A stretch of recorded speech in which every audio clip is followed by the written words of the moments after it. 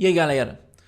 Bom, eu falei nesses outros vídeos aí, né, sobre como é que funciona todo o método, né, de avaliação da disciplina, sobre as habilidades. Agora eu vou falar um pouco sobre o conteúdo e como ele se relaciona com essas habilidades e as tarefas que a gente vai fazer. Então, se a gente olhar aqui o nosso conteúdo, ele é baseado aqui nesse gráfico, ou seja, no centro a gente tem os padrões de programação paralela, né, que são também conhecidos como esqueletos paralelos, que são os tipos de aplicações paralelas que existem, o padrão de comunicação delas, o padrão de acesso à memória, o padrão de processamento, certo? E esses padrões eles são universais, eles podem ser aplicados em qualquer tipo de arquitetura, usando qualquer modelo de programação. No caso da nossa disciplina, nós vamos trabalhar com os três principais arquiteturas paralelas que existem, né? Então a gente tem, por um lado, os multicores, né, que são essas arquiteturas com múltiplos núcleos. A gente tem as GPUs, que são os processadores gráficos, e a gente tem os clusters, né, que são os aglomerados de computadores, né, que são máquinas de memória distribuída. Para cada uma dessas arquiteturas, existem modelos de programação mais adequados. Então, por exemplo, o multicore você programa geralmente com o OpenMP, o TBB. Para GPU você usa geralmente um CUDA ou OpenCL, e para MPI você usa um cluster. Mas notem, os padrões podem ser aplicados em qualquer um desses modelos de programação que são específicos para cada tipo de arquitetura, certo? Então, vamos dar uma olhada no nosso cronograma. Então, o nosso cronograma aqui está dividido em semanas, certo? Então, nós vamos ter mais ou menos 18 semanas, certo? Onde que está de azul é a parte que a gente vai tratar sobre multicores, certo? E dentro de multicores aqui a gente vai ver vários padrões. Depois a gente vai trabalhar com GPUs, com a programação para essas GPUs, e aí nós vamos ter mais alguns padrões aqui, por exemplo, Reduce, Scan, e por último a gente vai trabalhar com as máquinas de memória distribuída, que no caso é o cluster, né? O aglomerado de computadores. Então aqui a gente vai ver mais alguns padrões. Certo? Então, o nosso cronograma aqui é o conteúdo que a gente vai ver em cada uma das semanas, certo? Bom, então, quais sistemas a gente vai usar, quais os booklets que a gente vai gerar e como ele interage com essas habilidades. Então, vamos pegar aqui, de um lado a gente tem sistemas, do outro lado a gente tem os booklets, né? Então, para poder desenvolver as nossas atividades, usando, para entender esses conceitos, para poder praticar esses conceitos, a gente vai ter um sistema, primeiro, que é o WAITAS, certo? O WAITAS, ele é o quê? Ele é um sistema de geração de tutoriais online. E ele vai, geralmente, a gente vai gerar o quê? Um tutorial com ele, certo? Então, essa é a maneira de a gente gerar um material didático, por exemplo. A gente vai ter outro sistema que a gente vai interagir com ele, que é o nosso site, né? O nosso portal de notícias, certo? Sobre computação paralela, que se chama Paralelos. Nesse site de notícias, o que a gente vai gerar para ele? Nós vamos gerar notícias, certo? Textos aí com as notícias mais recentes da área, certo? Com notícias com avaliação crítica em cima delas. A gente vai ter o Canvas, né, que é o nosso sistema principal aí, né, que a gente vai fazer quase tudo em cima do Canvas, mas uma funcionalidade específica que a gente vai usar nele é a criação e avaliação de quizzes. Então, nele a gente vai ter os nossos quizzes para poder avaliar, né, várias coisas, como o seu compromisso, você anda estudando para a matéria, o seu pensamento crítico, etc. A gente tem o ParCode, que é o nosso outro sistema, que é um sistema de edição e submissão de código paralelo, certo? Então, nesse sistema aqui, você pode fazer tudo local na sua máquina, a parte de programação. Mas a gente vai ter esse sistema aqui que você vai poder testar online no seu programa, caso você não tenha uma GPU, caso você não tenha acesso, né, às máquinas paralelas. E aí, ele basicamente, a gente vai trabalhar com código nele, é o booklet dele.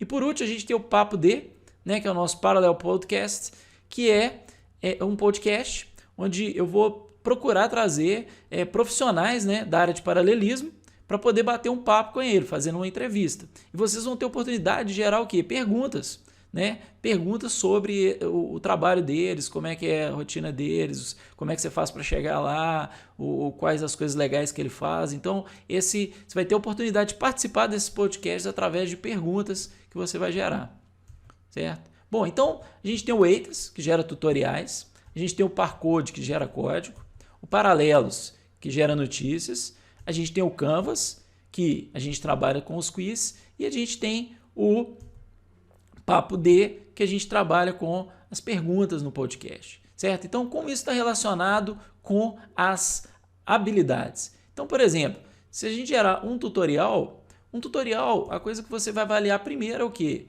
Geralmente a colaboração. Por quê? Porque você está gerando um tutorial, você está gerando um tutorial para ajudar os colegas a entenderem um determinado conteúdo, né?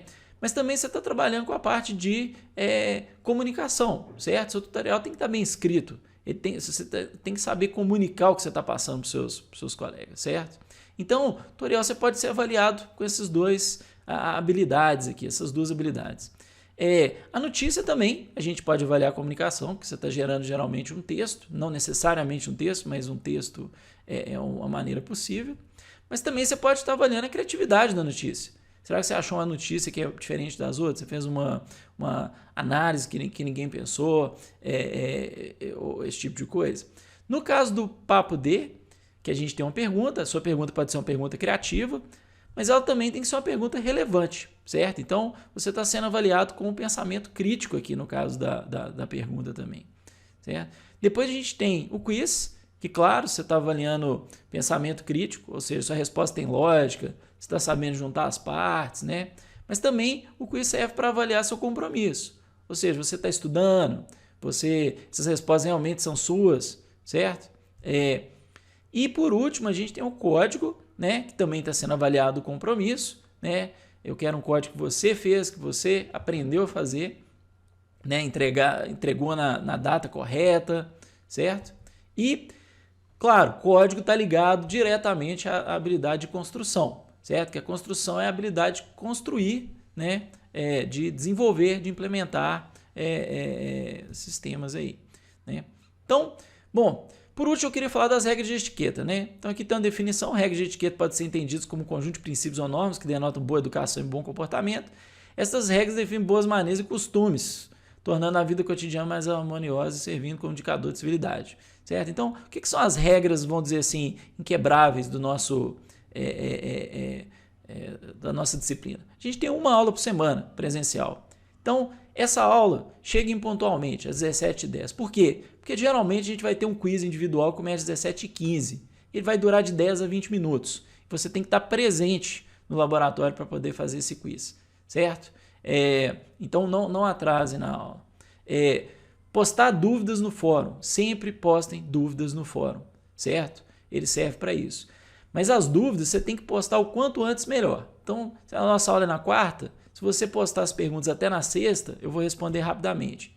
Se você postar até na segunda, ao meio-dia, elas são respondidas na segunda tarde. Eu sempre vou gravar um podcast de Q&A, de pergunta e resposta, e vou postar ele no Canvas. Não só com a sua dúvida, mas com a dúvida de todo mundo, as dúvidas mais gerais, certo?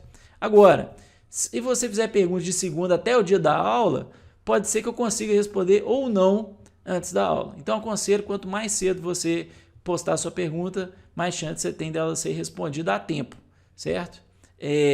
Bom, e uma regra que não pode ser quebrada: qualquer cópia de tarefa será atribuída no nível candidato, certo? Então, você vai ser zerado se você copiar qualquer coisa. Então, isso é muito importante para que a aula funcione bem. Regra pode mudar durante o semestre? Pode. E sugestões são sempre bem-vindas, certo? No fórum ou pessoalmente. A gente vai ter um encontro semanal presencial. Então, pode me sugerir coisas e eu quero que vocês sugiram coisas, porque essa disciplina é uma disciplina que uma das características principais dela é ela ser dinâmica, certo? Então, só para ilustrar isso aqui, né?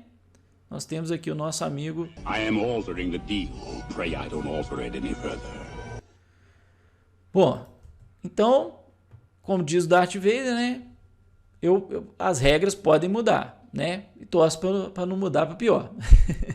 Né? Não, ela vai sempre mudar para melhor, se for o caso. Bom, acesso aos sistemas. Então, a gente tem aqui os links de todos os sistemas. O EITA já cai aqui nos tutoriais de computação paralela. Nós temos aqui o nosso blog no WordPress, né, o nosso site de notícias, o Canvas, né, que vocês já devem ter acesso, o Parcode, que é hospedado pelo Instituto, e o Papo D, que fica no SoundCloud. Bom, valeu!